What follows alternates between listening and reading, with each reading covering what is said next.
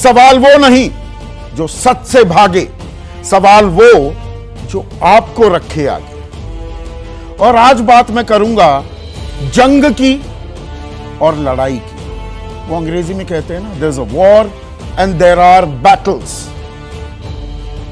और दोनों ही लड़े जा रहे हैं इस वक्त देश में। मैं राजनीतिक युद्ध की बात कर रहा हूं। एक तो है जंग, बड़ी जंग 2024 के लोकसभा चुनाव की, और सत्ता पक्ष हो या विपक्ष,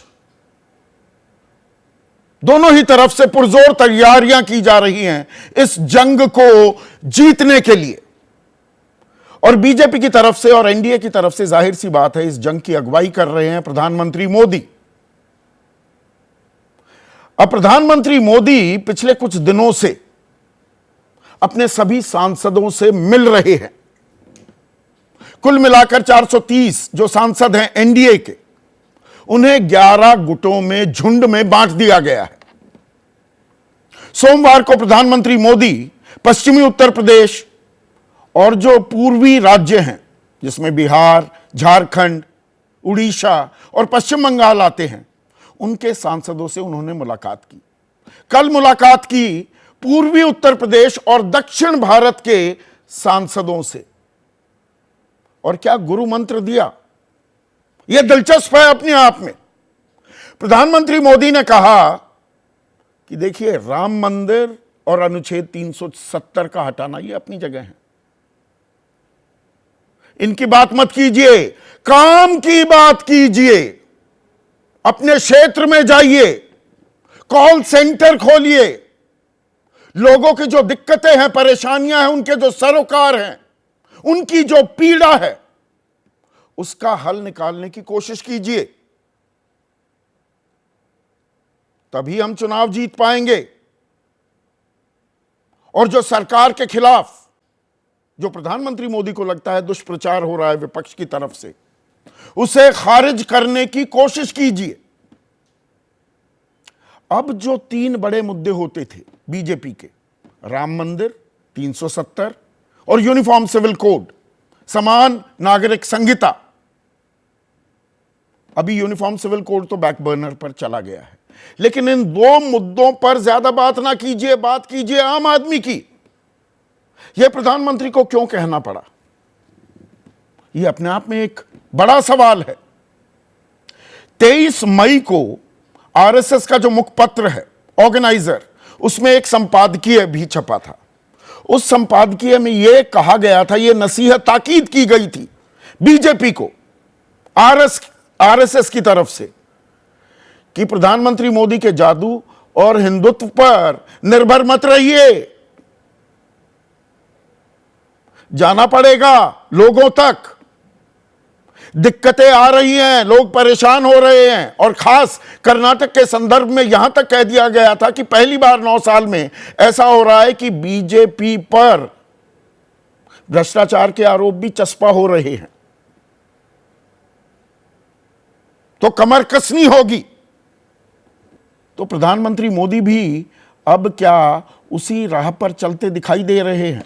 प्रधानमंत्री मोदी की लोकप्रियता बरकरार है, लेकिन क्या एंटी इनकम्बेंसी का डर कहीं ना कहीं सताने लगा है बीजेपी को और प्रधानमंत्री मोदी को भी?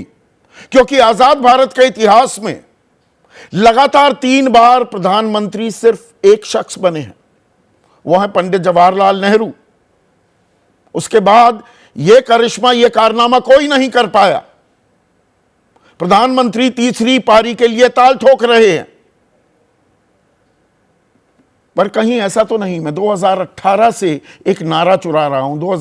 2018 में राजस्थान में चुनाव हुए थे, विधानसभा चुनाव। वहां एक नारा बुलंद हुआ था, मोदी तुझसे बैर नहीं, वसुंधरा तेरी खैर नहीं। तो प्रधानमंत्री मोदी की तो लोकप्रियता बरकरार है, लेकिन क्या सांसदों के प्रति नाराजगी अब लगातार बढ़ती जा रही है कि मोदी तुझसे बैर नहीं, सांसद तेरी खैर नहीं। और शीर्ष नेतृत्व जो है बीजेपी का, जिसमें गृह मंत्री अमित शाह भी आते हैं, बीजेपी के चाणक्य माने जाते हैं, सूत्रों के हवाले से यह खबर भी आ रही है कि वो लगातार अपने पदाधिकारियों, सांसदों ही नहीं पदाधिकारियों को भी यह बताते पाए गए हैं कि देखिए, ये सिर्फ ये किसान सम्मान निधि दे दी, आयुष्मान योजना लागू कर दी या घर बनवा दिए, इससे काम नहीं चलेगा, इसी से काम नहीं बनने वाला है, इससे आगे जाना होगा। और पिछले साल 16 जुलाई से लगातार एक नहीं अब दर्जनों बार प्रधानमंत्री मोदी जो रेवड़ी कल्चर पर घात लगा चुके हैं, जो हमला कर चुके हैं कि इससे अर्थव्यवस्था का बेड़ा गर्क हो जाएगा। तो एक बात तो तय है कि इस बार रेवड़ी नहीं बांटी जाएंगी। प्रधानमंत्री इस ओर इशारा करते दिख रहे हैं। तो क्या एक लक्ष्मण रेखा भी खींच दी है और विपक्ष लगातार फ्री की बातें करता जा रहा है? ऐसा नहीं है बीजेपी ने नहीं की। 81 करोड़ 10 लाख लोगों को अभी भी 5 किलो अनाज मुफ्त में दिया जा रहा है। जो विपक्ष वादे करता है उसी तरह के वादे विधानसभा चुनाव में बीजेपी भी करती दिखाई देती है। लेकिन क्या अपने आप को सीमित भी कर लिया है बीजेपी ने? यह अपने आप में एक बड़ा सवाल है। और सवाल जहां तक एंटी इनकम्बेंसी का है, कर्नाटक का मैंने जिक्र किया, जो ऑर्गेनाइजर का संपादकीय था, उसी संदर्भ में लिखा भी गया था। कर्नाटक में बीजेपी 66 सीटों पर सिमट गई, कांग्रेस उससे लगभग दोगुनी 135 सीटें लाने में कामयाब रही। अब इसी को एक्सट्रापोलेट किया जाए लोकसभा की सीटों में, 2019 में बीजेपी ने 28 में से 25 सीटें जीती थी, कांग्रेस के खाते सिर्फ 2 सीटें आई थी। और इस बार के ये नतीजे विधानसभा के नतीजे हैं, इनको लोकसभा में कन्वर्ट किया जाए तो बीजेपी को 17 सीटों का नुकसान हो रहा है। 8 सीटों पर सिमट जाएगी, दहाई का आंकड़ा नहीं पार कर पाएगी। ऐसा 1999 के बाद पहली बार होगा। और कांग्रेस को 16 सीटों का इजाफा होता दिखेगा। हिमाचल प्रदेश के चुनावों ने भी यह गवाही दी थी कि एक एंटी इनकम्बेंसी घर करने लगी है। हिमाचल की भी 4 की 4 सीटें बीजेपी ने पिछली बार जीत ली थी। तो यह तो बात हो गई राजनीति की, उसका इडियम, उसका नैरेटिव क्या बदला जा रहा है, कुछ एक बड़ा आइडिया क्या सामने आएगा। लेकिन कुछ लड़ाइयां भी समानांतर तौर पर लड़ी जा रही हैं। राम नाम पर ज्यादा निर्भर ना हो, लेकिन हिंदुत्व का कार्ड तो खेला जा रहा है। चाहे आरएसएस कहे इससे उतने रिटर्न्स नहीं मिलेंगे जितने की उम्मीद आप लगाए बैठे हैं। मणिपुर में जबरदस्त हिंसा चल रही थी, थोड़ी थमी, आज फिर उबार आता दिखा है। फिर से कुछ इलाकों में हिंसा होती दिखाई दी है। 90 दिन हो गए हैं वहां पर, 150 से ज्यादा लोग मारे गए, 300 से ज्यादा लोग जख्मी हैं, 50,000 से ज्यादा लोग विस्थापित। और सरकार ने वहां पर चुप्पी साध रखी है, एक मौन धारण कर रखा है। 25 सीटें आती हैं पूर्वोत्तर भारत में। और उधर मेवात में हमने देखा, जिस हरियाणा में सांप्रदायिक हिंसा का कोई अतीत, कोई इतिहास नहीं था, वहां पर 6 लोगों की हत्या भी की गई। और हिंदू मुसलमान हुआ।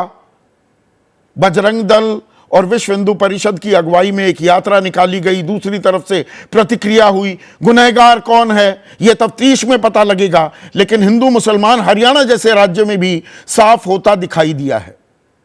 तो एक लड़ाई ये भी चल रही है। और एक और लड़ाई है जो आप, मैं, एक आम आदमी लड़ रहा है। वो लड़ाई है महंगाई की। और महंगाई की मार आप और मैं कैसे झेल रहे हैं, यह जरा मैं एलईडी वॉल के जरिए आपको दिखाना चाहूंगा। अब यहां पर टमाटर की कीमत देखिए, 250 रुपए, 250 रुपए का है टमाटर। पिछले साल इसी वक्त यह 30 रुपए का था। कुल मिलाकर 733% का इजाफा। अब ये तो प्याज नहीं कि भाई प्याज हम खाते नहीं, बहुत से लोग नहीं खाते, हमारी वित्त मंत्री भी नहीं खाती। टमाटर का तो इस्तेमाल करते हैं लोग। ये 250 रुपए पर कैसे अटका हुआ है, क्यों अटका हुआ है? सरकार अभी तक इसकी दामों पर रोक क्यों नहीं लगा पाई, यह समझ में नहीं आ रहा है। और एक वो कहावत है, ऊंट के मुंह में जीरा। अब लगता है आम आदमी के मुंह में भी ऊंट के मुंह में जैसे जीरा जाता है, कुछ वैसा ही जीरा हो गया है। क्योंकि जीरे की कीमत जो पिछले साल 200 रुपए प्रति किलो थी, वो अब 1000 रुपए हो गई है, यानी कि 5 गुना, 500% का इजाफा हो गया है। मैं यहां पर पेट्रोल, डीजल, एलपीजी के दामों का तो जिक्र ही नहीं कर रहा हूं, जो लगातार पेट्रोल 95 से 110 के बीच अलग अलग राज्यों में वो घूम ही रहा है। डीजल के दाम 90 से 100 के बीच में चल रहे हैं। एलपीजी सिलेंडर के दाम 1150 रुपए के हैं। पर अगर हम दालों की बात करें, वो दाल रोटी खाओ प्रभु के गुण गाओ, तो दाल भी कैसे खाएं? 136 रुपए की अरहर की दाल हो गई, पिछले साल ये 106 रुपए की थी। ये अरहर की दाल की बात नहीं, और दालों में भी लगातार इसी तरह का इजाफा हो रहा है। जो खाने का तेल है वो भी 200 रुपए का आंकड़ा पार करता दिखा है। दूध की कीमतों में 6 रुपए से लेकर 10 रुपए तक का इजाफा दर्ज किया गया है। चावल की कीमत देखिए, चावल भी 37 से 41 रुपए हो गया है। आटे की कीमत में भी आग लगी हुई है। तो इस आग को लेकर सरकार कुछ कदम उठाएगी, या ये महंगाई डायन जो आम आदमी को खा रही है वो खाती ही रहेगी क्या? और क्या ये भी एक बड़ा चुनावी मुद्दा बनेगा आने वाले समय में? आज का सीधा सवाल बिना लार लपेट आपके सामने पेश है। सवाल पहला, 2024 में सिर्फ राम नाम से नहीं बनेगा काम, और महंगाई ने किया आम आदमी का काम तमाम। चर्चा में मेरे साथ बीजेपी के राष्ट्रीय प्रवक्ता, उनके युवा चेहरा हैं डॉक्टर अजय आलोक, कांग्रेस के राष्ट्रीय प्रवक्ता अखिलेश प्रताप सिंह, इस पैनल में सबसे तजुर्बेकार, लोकसभा राज्यसभा दोनों के सांसद रह चुके हैं, और जेडीयू के मुख्य प्रवक्ता हैं केसी त्यागी, एलजेपी रामविलास पासवान, गुट के नेशनल वाइस प्रेसिडेंट और मुख्य प्रवक्ता एके वाजपेयी, देश के सबसे बड़े चुनावी विश्लेषकों में से एक संजय कुमार, और जाने माने राजनीतिक विश्लेषक अभय कुमार दुबे भी इस चर्चा में जुड़ चुके हैं। तो राम नाम से काम नहीं चलेगा, 370 से काम नहीं चलेगा, काम करना पड़ेगा। यह नौबत क्यों आई, या इसमें राजनीतिक संदेश क्या दिया जा रहा है प्रधानमंत्री मोदी द्वारा? अजय आलोक। पूरे विश्व की आर्मियों का अध्ययन करेंगे ना संदीप जी, तो आप पाएंगे कि उस आर्मी का नुकसान सबसे कम होता है जो बिना युद्ध के भी पसीना बहाती है। और प्रधानमंत्री आज की तारीख में भारतीय जनता पार्टी के मेन जनरल हैं, और वो अपने योद्धाओं का मनोबल बढ़ाने के लिए अगर उन्हें कुछ मंत्र देते हैं तो उससे ये मतलब नहीं है कि हमारी कमजोरी हो गई है।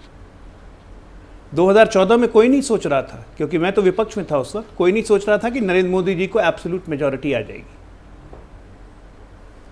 उनके बारे में एक बताता हूं आपको कि डर मुझे नहीं लगा फासला देखकर, डर मुझे नहीं लगा फासला देखकर, क्योंकि मैं खुद बढ़ते गया रास्ता देखकर, खुद ब खुद मेरे नजदीक आती गई मेरी मंजिल मेरा हौसला देखकर। तो ये हौसला जो मोदी जी में है ना, यही हौसला वो अपने लोगों में इंस्टिल करते हैं, और यही कारण है कि भारतीय जनता पार्टी का हर कैडर उत्साहित रहता है और काम करने में आगे रहता है। अगर हम कहते हैं कि हर बूथ पे हमारे 10 यूथ हैं तो हम गलत नहीं बोलते हैं। बाकी पे आप प्रश्न चिन्ह लगा सकते हैं, भारतीय जनता पार्टी पे नहीं, क्योंकि ये एक ऐसी पार्टी है जो सिर्फ चुनाव के वक्त काम नहीं करती है फफूंदी की तरह उग के। ये 5 साल लगातार जनता के बीच में रह के हमारे कार्यकर्ता काम करते रहते हैं। आप जितने भी महंगाई के, सब्जी के आंकड़े, फलों के आंकड़े, जीरा के आंकड़े, ये सब जो आंकड़े जुटा रहे हैं, एक नैरेटिव बना रहे हैं, इसका भी फायदा नहीं होगा, क्योंकि ये बरसात तक इसी तरह आपको नैरेटिव बनाने का प्रकृति मौका देगी। लेकिन जब बरसात खत्म होगी या सितंबर में यही टमाटर आ जाएगा 25 रुपए पे, तो टमाटर आपके मुंह से गायब हो जाएगा। जीरा यही पिछले घटेगा, तो साल फिर जीरा भी आपके मुंह से पिछले गायब साल हो जाएगा। मौसम कुछ इसलिए अलग था भगवान क्या? आपको ये मौका देगा। एक मिनट अजय भगवान आलोक, आपको ये मौका दे एक देगा। मिनट अजय आलोक की बताइए, मौसम की मार मुझे खत्म करने पिछले दीजिए। साल ऐसा ही मौसम खत्म था करने क्या, दीजिए, अभी non-stop या किसी 10 और मिनट मौसम में में आपको अगस्त में संदीप पिछले जी, साल संदीप 30 रुपए था टमाटर? संदीप जी सुनिए ना, सबसे पहले तो आपको बधाई देना भूल गया। आपको बधाई नए रोल में आने के लिए, नए चैनल में आने के लिए आपको बहुत बहुत बधाई। आपका मित्र हूं मैं, लेकिन मैं जानता हूं आप पुरानी शराब नई बोतल में आ गई है, कोई और फर्क नहीं पड़ा आप में, आपका नशा वैसे ही चलेगा। तो इसलिए वो नैरेटिव आपका कंटिन्यू करेगा, उससे मुझे कोई हर्ज नहीं है। एनीवे आपको बहुत बहुत शुभकामनाएं। देखिए, बीजेपी और प्रधानमंत्री मोदी शराब प्रेमी लग रहे हैं, एक दूसरे को देख के उत्साहित होते हैं।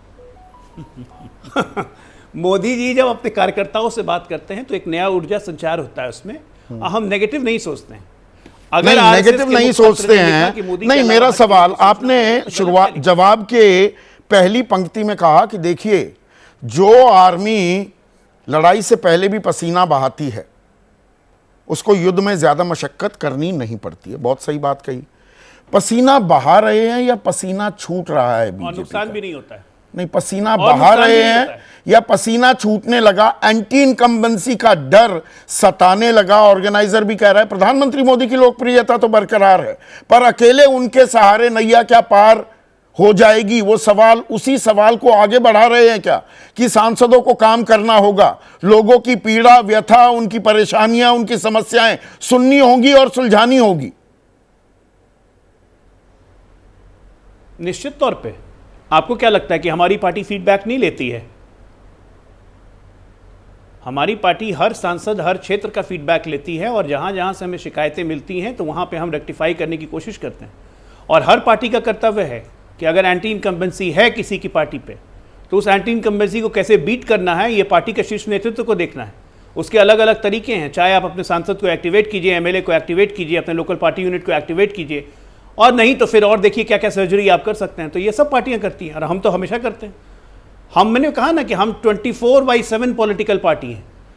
हम 24 घंटे जनता से घिरे रहते हैं। हमारा अलग अलग मैकेनिज्म है। प्रतिनिधि, जनप्रतिनिधि, सांसद, विधायक, पार्षद, ये अलग एक मैकेनिज्म है। हमारा बूथ वर्कर एक अलग मैकेनिज्म है। जिसको आप हमारी मदर पेरेंट ऑर्गेनाइजेशन कहते हैं, वो हमारा अलग ऑर्गेनाइजेशन है। प्रधानमंत्री जी खुद अभी तक 11 राज्यों में प्रभारी रह चुके हैं, उनका अलग मैकेनिज्म है। तो हमारे मैकेनिज्म को जब काउंट करने लगेगा ना, तो आपका दिन निकल जाएगा। तो इसलिए ये पॉजिटिव वाइब्स लाइए अपने में। बीजेपी में पॉजिटिव वाइब्स है ना, या ये मैंने वो आकलन भी दिया कर्नाटक चुनाव का कि कर्नाटक में विधानसभा चुनाव की तस्वीर को लोकसभा में अगर परिलक्षित किया जाए तो 17 सीटों का नुकसान होता दिख रहा है। हिमाचल में भी आप सत्ता गंवाई आपने, तो वो एंटी इनकम्बेंसी का डर। बिल्कुल।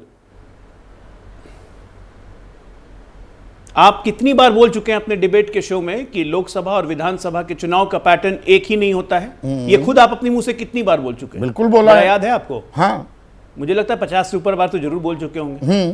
50 से ऊपर जरूर बोल चुके होंगे। मैं पिछली बार भी याद दिला दूं, पर डर सताता है ना। चुनाव में ये सत्ता ऐसी चीज होती है, आदमी नहीं, सबसे साम दाम दंड भेद सबका आप इस्तेमाल बोलने नहीं करता है। दीजिएगा बीच में। आपको भी पेशेंस क्यों नहीं है भाई? हम और आप बहस थोड़ी ना कर रहे हैं, आप एंकर हैं, बहस मुझे बाकियों से करनी है। 2018 में भी हम सबसे बड़े दल होने के बावजूद भी सरकार नहीं बना पाए थे कर्नाटका में। 104 सीटें थी हमारी, लेकिन जब लोकसभा चुनाव हुआ तो क्या हुआ? कितनी सीटें हमने जीती? लोकसभा चुनाव का प्रोस्पेक्ट अलग होता है। एक राष्ट्रीय प्रोस्पेक्ट से चुनाव होगा, मोदी जी सामने रहेंगे, देश देखेगा कि पिछले 10 वर्षों में मोदी जी ने क्या किया, देश अपना आकलन करेगा। और अभी तो चुनाव में भी 8 महीने देर हैं। अभी तो 8 महीने में देखिए क्या क्या होता है। अच्छा, ये समझाइए, प्रधानमंत्री कह रहे हैं लोगों देखिए को राम assess करने मंदिर, का, लोगों को राम मंदिर नहीं, काम का जिक्र कीजिए, पर एक समानांतर धारा भी चल रही है। वो हिंदुत्व का मणिपुर में जो वो जनजातीय संघर्ष चल रहा है, उसकी एक तस्वीर ये भी है कि मैती समुदाय जो है वो हिंदू बहुल है, हिंदू है, और कुकी वो ईसाई हैं। मेवात में यकायक हिंसा होती है, राजनीति गरमाने लगती है, वो हिंदू मुसलमान हो जाता है, हरियाणा जैसे राज्य में भी। तो एक तरफ जंग की तस्वीर कुछ और, लड़ाई कुछ और भी लड़ी जा रही है। ये दो समानांतर धाराएं चल रही हैं क्या? अगर आप मेवात की घटना देखें और उसको जरा कोलैबोरेटिव एविडेंस के साथ इंडिकेट करें तो आपको साफ दिख जाएगा कि कांग्रेस पार्टी षड्यंत्र के पीछे है, क्योंकि इनका विधायक मजाद खान राजस्थान असेंबली में सीधे आके बोला कि मेवात के लोगों को औकात दिखा देंगे। उनका असेंबली का स्टेटमेंट है फ्लोर ऑफ द हाउस पे, और उसमें न स्पीकर ने ऑब्जेक्ट किया, न गवर्नमेंट ने कोई एक्शन लिया। और उसके बाद जितने वीडियो सरफेस हुए हैं और जितने लोग सामने आ रहे हैं, स्पीकर और उसमें साफ गवर्नमेंट साफ दिख किसकी रहा है कि ये बिल्कुल षड्यंत्र के तहत डंपर में पत्थर भर भर के लाए गए। स्पीकर और गवर्नमेंट डंपर में किसकी पत्थर है? भर भर के लाए। हरियाणा में स्पीकर तो जहां तक मुझे पता है या मेरी जानकारी स्पीकर गवर्नमेंट राजस्थान में कांग्रेस की है। आप स्पीकर गवर्नमेंट मामन खान की बात कर रहे हैं, किसकी बात कर रहे हैं? जी मामन खान की बात कर रहा हूं, जिनका on the floor of the house पे था बात।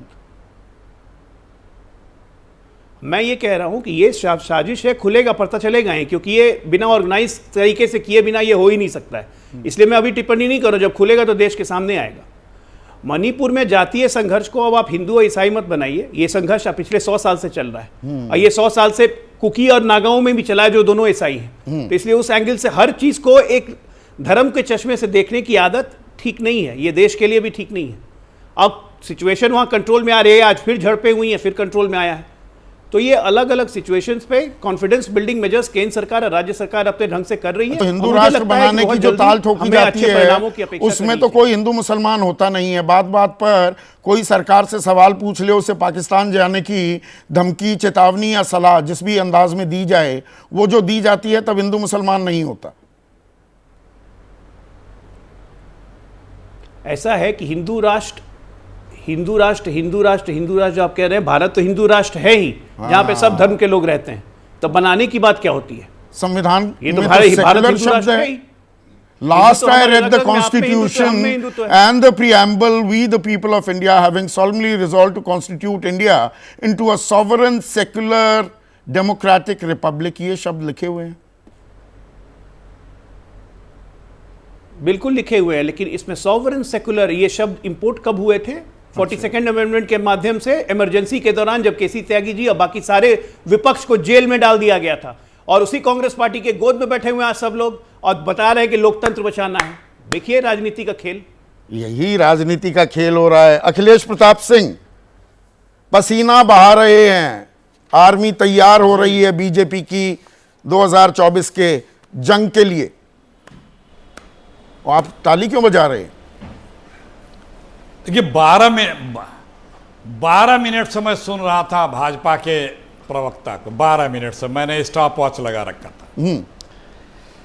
आपने कहा मोदी जी सांसदों से मिल रहे हैं और मिल के ये कह रहे हैं कि आप लोग अपना अपना देख लीजिए, मेरे भरोसे मत रहिए, क्योंकि उन्हें पता है कि उनके भरोसे तो डूबना तय है।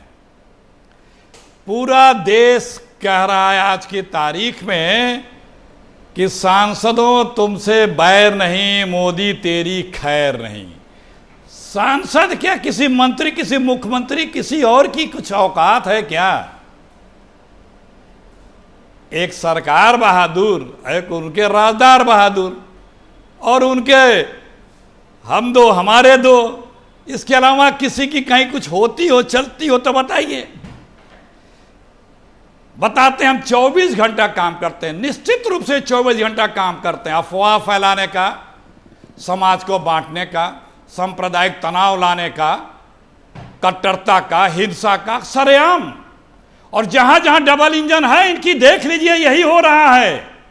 इस देश में डबल इंजन को पहचान रहा है इस देश। जहां पे एक भी इंजन इनका नहीं है वहां सुकून से हिंदुस्तानी रह रहे, लेकिन इन्हें चैन नहीं होता है कि कैसे दो भाई सुकून से रहें। अगर दो भाई हिंदुस्तान में सुकून से रहने लगे तो भाजपाइयों की रात की नींद हराम हो जाती है। वो तुरंत षड्यंत्र करने लगते हैं कि ये तो बड़े अमन चैन से रह रहे हैं। मामन खान को लेकर क्या कार्रवाई की है? आगे बढ़ा रहे हैं, प्याज की तरह फोड़ देंगे, ये बयान मामन खान आपका विधायक देता है। क्या आपने कार्रवाई की? मणिपुर पर जब आप इतने तल्ख हो जाते हैं, इतने वोकल होते हैं, तो मुंह पर चुप्पी क्यों साध लेते हैं? अब आप सुन लीजिए। देखिए, राजनीतिक चुनौतियां राजनीति के लिए होती हैं क्या, और राजनीति में चुनाव में हम तुमको दिखा देंगे।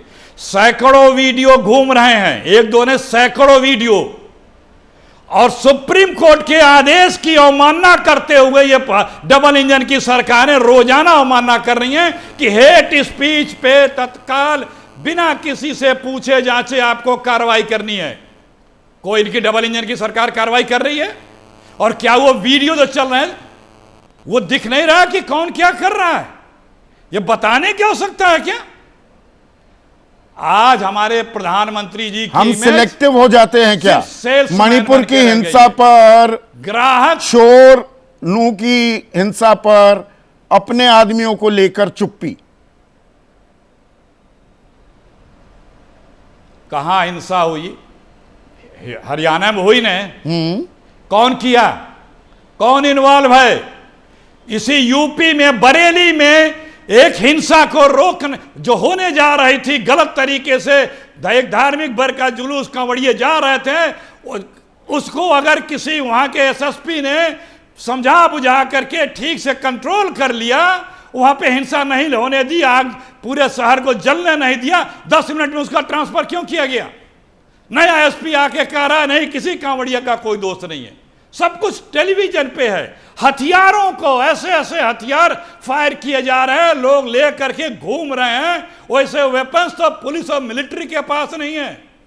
हम कौन सा भारत बना रहे हैं और आप उसको उनको डिफेंड, और आप कौन सा विपक्ष बना रहे हैं? अब मैं किसी से हो सकती है आपने कौन सा भारत बना रहे हैं, आप कौन सा इंडिया बना रहे हैं? अगर सरकार के खिलाफ एंटी इनकम्बेंसी है, घबरा गई है सरकार। एक मिनट सुनिए ना अखिलेश बाबू, आप कह रहे हैं ना ये घबरा गए, ये अब ये डर गए, ये क्या 24 घंटे काम करते हैं।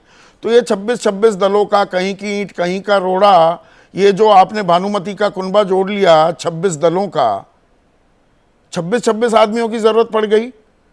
विचारिक असमानता, मतभेद होने के बावजूद पुराने ऐसे लोग जिनके साथ 36 का आंकड़ा, सबको साथ आना पड़ गया। कितना कमजोर तर्क लेके आप आए हैं संदीप जी। हम लोग तो सालों से एक होने की बात कर रहे हैं और हो रहे हैं। हमारे आदरणीय प्रधानमंत्री जी इसी संसद में अभी कुछ महीने पहले कहते एक अकेला सब पर भारी, क्यों जुटाने लगे बैसाखी, निकल गई है कड़ी सारी। इतने दल ले आए हैं कि पता ही नहीं है कि वो रजिस्टर्ड भी है कि नहीं है, उनके सदस्य हैं भी कि नहीं है, उनका वजूद है भी कि नहीं है। हमारे साथ तो जो है उनकी हैसियत है अपने अपने प्रदेशों में। उनके नेता मोदी जी से 100 गुना बेहतर काबिल, योग्य, कर्मठ और विश्वसनीय नेता हैं। देश की डिमांड है आज के तारीख में कि इस डूबती हुई भारत की अर्थव्यवस्था को, बेरोजगारी को, रोजगार को, कारोबार को जो डुबो रहे हैं, उसको बचाने की जरूरत है। आम आदमी की जो लड़ाई है, करोड़ रुपए 9.5 सालों में कर्जा ले चुके हैं आदरणीय मोदी जी।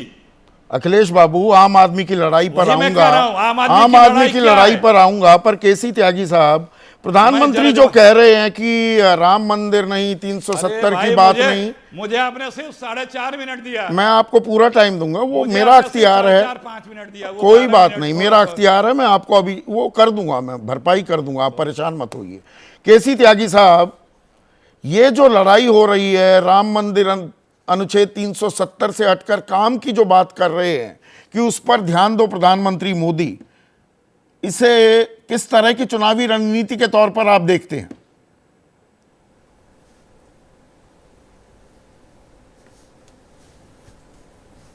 संदीप जी, मैंने आपका भी प्रारंभिक संबोधन सुना है और हमारे पुराने नौजवान साथी अजय आलोक का भी।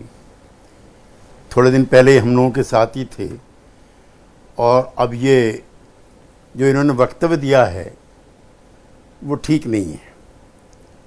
इन्होंने ये भी कहा है कि सत्ता प्राप्त करने के लिए हम बेमेल गठबंधन कर रहे हैं। इनकी आयु कम है, मेरा अनुभव ज़्यादा है, इसको अन्यथा ना नहीं है। 1967 में मैं वोट डालने लायक हो गया था, और जो पहला चुनाव गैर कांग्रेसवाद का हुआ था, डॉक्टर लोहिया ने जिसकी अगुवाई की थी, यूपी और बिहार में गैर कांग्रेसी सरकारें बनी थी, जनसंघ वैचारिक तौर पर कम्युनिज्म के, कम्युनिस्टों की राजनीति के खिलाफ रहा है। बुनियाद है उसकी, कांग्रेस बुनियाद नहीं है, कम्युनिज्म बुनियाद है। और मेरी स्मरण शक्ति अजय आलोक बहुत अच्छी है। बिहार में भी कर्पूरी ठाकुर और महामाया के नेतृत्व में और उत्तर प्रदेश में चौधरी चरण सिंह के नेतृत्व में जनसंघ के मंत्री कम्युनिस्टों के मंत्रियों के साथ बैठे हुए थे। ये बेमेल नहीं था। 1977 में जेल में हम और जनसंघ के लोग साथ थे। सुबह शाखा लगती थी, वो कहते थे राष्ट्र प्रथम, पार्टी द्वितीय और व्यक्ति तृतीय। आपके 12 मिनट के संबोधन में लगा कि देश भी प्रथम नहीं, पार्टी भी प्रथम नहीं, एक ही व्यक्ति है जो प्रथम है। 89 आया। हालांकि मैं बीच में ये स्मरण करना नहीं भूलूंगा कि धारा 370 आप भूल चुके थे और जनता पार्टी के मैनिफेस्टो में उसका जिक्र था कि ये कायम रहेगी, जो मुद्दे आजकल आपके प्रिय हैं। 89 में जनता दल, मैं भी एमपी बना था उससे, वामपंथी पार्टियां और भारतीय जनता पार्टी, इन तीनों की तालमेल से गैर कांग्रेसी सरकार बनी थी वीपी सिंह के नेतृत्व में।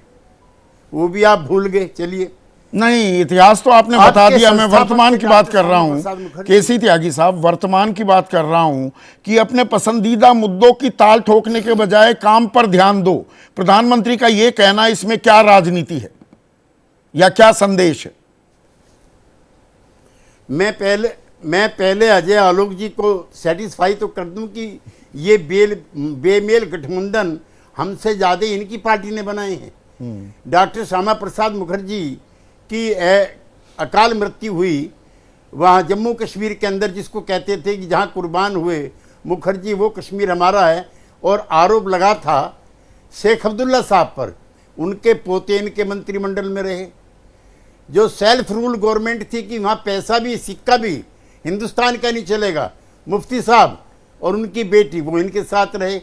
तो अजय आलोक सब तरह के गठबंधन, सब तरह की पार्टियां समय समय पर करते रहे हैं। वो बात ठीक है। अब आज के सवाल पर आते हैं केसी त्यागी साहब।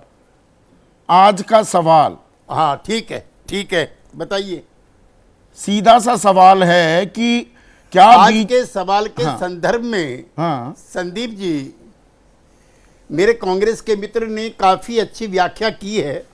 इतना मैं जरूर कहना चाहता हूं कि 2014 नहीं है, ये 2019 भी नहीं है।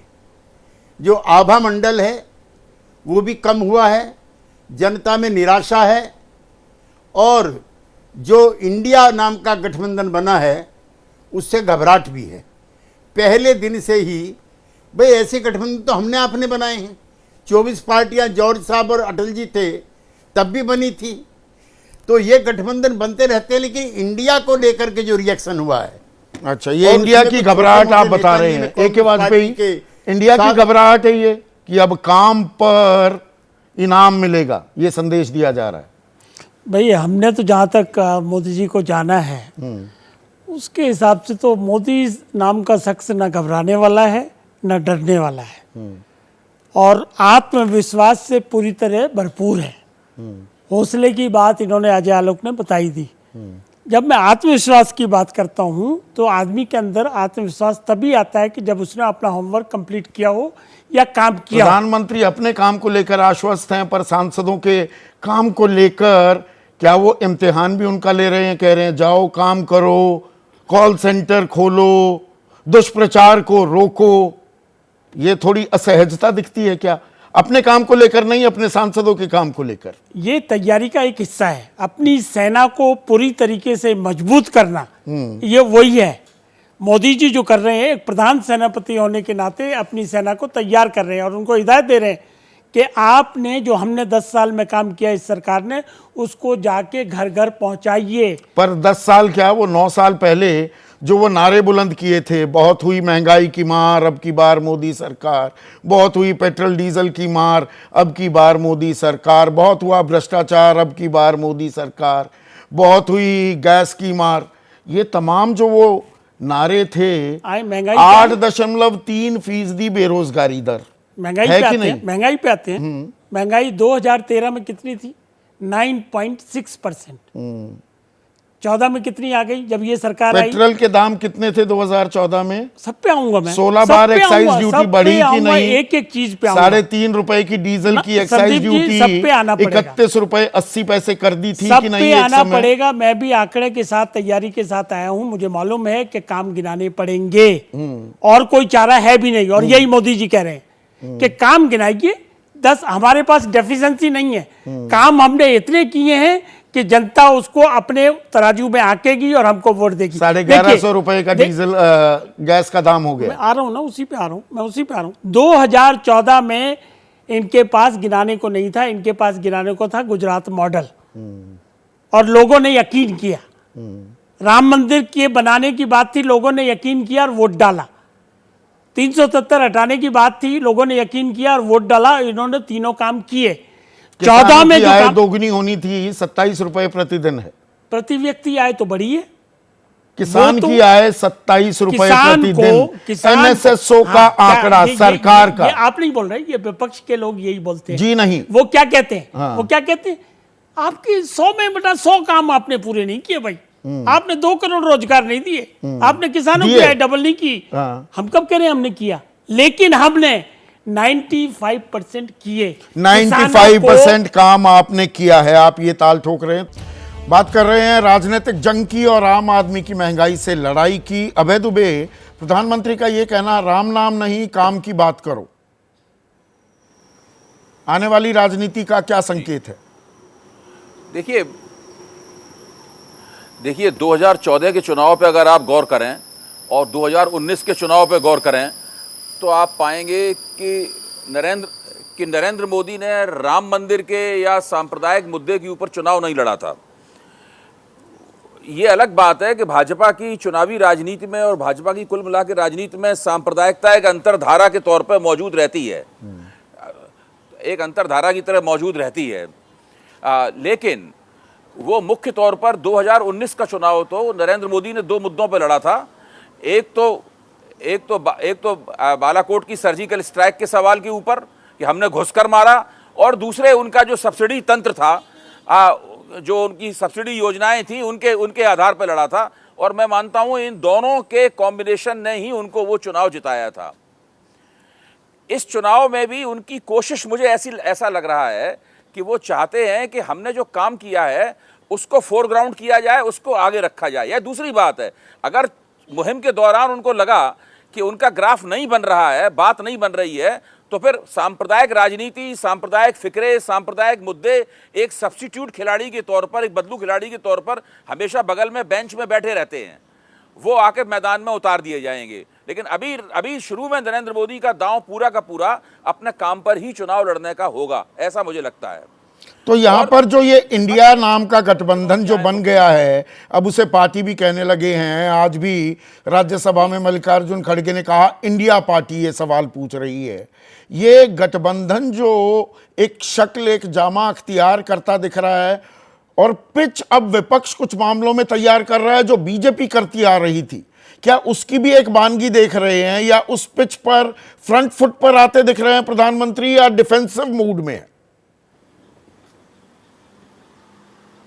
देखिए, भाजपा जब से इंडिया बना है तब से भाजपा थोड़ी सी विचलित है, लेकिन इस विचलन को, भाजपा की इस बेचैनी को हमें बहुत बड़ा करके नहीं देखना चाहिए था। बहुत शक्तिशाली पार्टी है, बहुत बड़ी पार्टी है, बहुत संसाधन है, और उसने बहुत कुछ प्रूव कर दी, बहुत कुछ सिद्ध कर दिया है। विपक्ष को बहुत कुछ सिद्ध करना बाकी है। विपक्ष के सामने मुख्य तौर पे 2 चुनौतियां हैं। पहली जो मुख्य तौर पे कांग्रेस के सामने चुनौती है, जो इस इंडिया गठबंधन की एंकर पार्टी है, कि वो 188 सीटों पर भाजपा को ठीक से मुकाबला दे सके। आपने अभी कर्नाटक का उदाहरण दिया था कि वहां 17 सीटें कम हो सकती हैं, लेकिन कांग्रेस को सोचना चाहिए क्या वास्तव में वो भाजपा से कर्नाटक में 17 सीटें छीन सकती है। ममता बनर्जी को सोचना चाहिए कि क्या वो वास्तव में पश्चिम बंगाल से भाजपा से कम 10 सीटें छीन सकती हैं। विपक्ष को सोचना चाहिए, और कांग्रेस को भी सोचना चाहिए, समाजवादी पार्टी को भी सोचना चाहिए कि क्या उत्तर प्रदेश में वो भाजपा से 20-25 सीटें छीन सकते हैं। अगर वो छीन सकते हैं तो वो लड़ाई में हैं, वरना केवल विधानसभा चुनावों के नतीजे के मुताबिक अगर कल्पना की जाए कि भाजपा चुनाव हार जाएगी तो 2019 में भी नहीं हारी थी और 2024 में भी नहीं हारेगी। तो मतलब विपक्ष एक को संयुक्त बहुत कुछ उम्मीदवार करना बाकी विपक्ष है। खड़ा कर विपक्ष पाएगा या को- नहीं, ये बड़ा सवाल है। पर संजय, क्या एंटी इनकम्बेंसी का डर पहली बार सताता दिख रहा है बीजेपी को?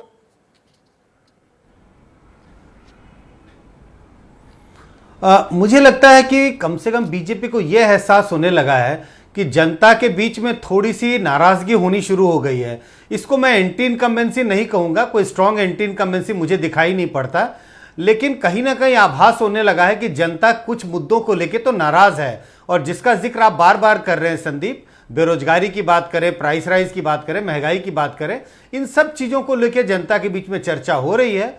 और बीजेपी को लगता है कहीं ना कहीं ये नाराजगी है। और डर इस बात का है, ये डर बहुत बड़ा नहीं है, लेकिन डर इस बात का है कि कहीं ये नाराजगी ही तो चुनाव का मुद्दा ना बन जाए। और इसमें देखिए, जो बड़े बड़े वादे भी किए गए थे, जो अच्छे दिन आने की बात थी, वो सिर्फ महंगाई या बेरोजगारी की नहीं, किसान या किसानों की आय दोगुनी करने की बात थी जी। 100 स्मार्ट सिटीज बनेंगी या स्पीड बुलेट ट्रेन चलने लग जाएगी, 15 लाख रुपए आपके खाते में आ जाएंगे। अब बहुत से वादे रीसर्कुलेट होने लगे हैं जो नॉर्मली बीजेपी बहुत आसानी से उन्हें काउंटर कर लेती थी।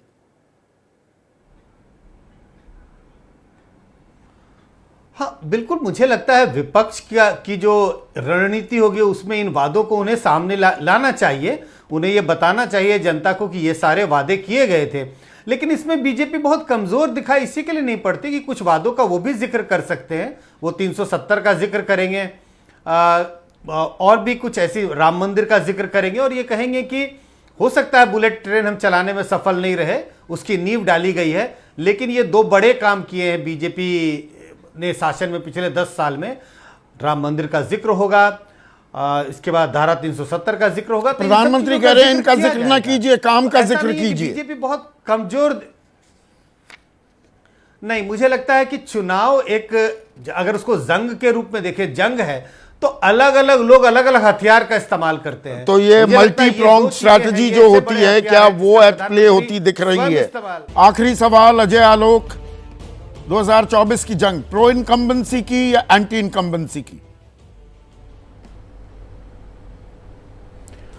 देखिए, मैं एक बात बस कहना चाहता हूँ, केसी त्यागी जी मेरे वरिष्ठ हैं, मैं उनका बहुत सम्मान करता हूँ, लेकिन जिस तरह से उन्होंने कहा अभी कि मोदी जी पहले हो गए, राष्ट्र द्वितीय हो गया, पार्टी तृतीय हो गई, बिल्कुल गलत है। मैं बस एक ही बात कहूँगा कि किस्मत बुरी या मैं बुरा, ये फैसला कभी ना हो सका। किस्मत बुरी या मैं बुरा, ये फैसला कभी ना हो सका। मैं तो हर लोगों का हो गया, लेकिन कुछ लोग कभी अपने भी नहीं हुए। ये उनके नेता पे, मेरे पूर्व नेता पे, ये बहुत जायज़ बात है। ठीक है, दूसरी बात मैं कहूंगा, धारा प्लीज 370 10 का सेकंड जिक्र में। किया, जब धारा 370, बस 10 सेकंड संदीप, 10 सेकंड, धारा 370 का जिक्र किया, जब इसके विरोध या समर्थन की बात आई, मैंने पार्टी शीर्ष नेतृत्व से बात की थी। मैंने कहा कि अगर आप समाजवादी हैं, लोहिया को फॉलो करते हैं, जॉर्ज फर्नांडिस को फॉलो करते हैं, तो 370 का समर्थन कैसे कर सकते हैं? क्योंकि ठीक है, ये 370 आपने में कह दिया। आरक्षण नहीं है दलितों को, पिछड़ों को। अखिलेश प्रताप 370 सिंह, में पंचायत चुनाव नहीं लड़ाई होता है। प्रो इनकम्बेंसी की एंटी इनकम्बेंसी की? जी देखिए, इस देश में आदरणीय प्रधानमंत्री मोदी जी की छवि जो है ना, एक असत्यवादी नेता और एक अलोकतांत्रिक नेता के रूप में स्थापित हो चुकी है। ये तो न 3 में न 13 में क्योंकि वो रहेंगे। इतने झूठे सब्जबाग दिखाया है उन्होंने कि इसलिए लोगों के क्या नहीं होता, और इतने अलोकतांत्रिक हैं कि कोई उनसे असहमत है, चाहे वो राजनीतिक दल हो, पार्टियां हो, पत्रकार हो, कांग्रेस पार्टी छात्र हो, पर्यायवाची है। नौजवान हो, किसान हो, आरोप वो तो गद्दार है, प्रत्यारोप नहीं, पाकिस्तानी है, क्लोजिंग नक्सल है, सब स्टेटमेंट कुछ मैंने है। मांगी ये थी, कुछ तो दर्शकों जो आज की राय भी आई है, और जो दर्शक कह रहे हैं, एक ही दिखा पाऊंगा, I have totally run out of time. और ये जो हमारे दर्शक हैं, वो क्या कह रहे हैं? वो कह रहे हैं कि राजनीतिक बयान काफी नहीं है, राजनीतिक इच्छा शक्ति गायब है।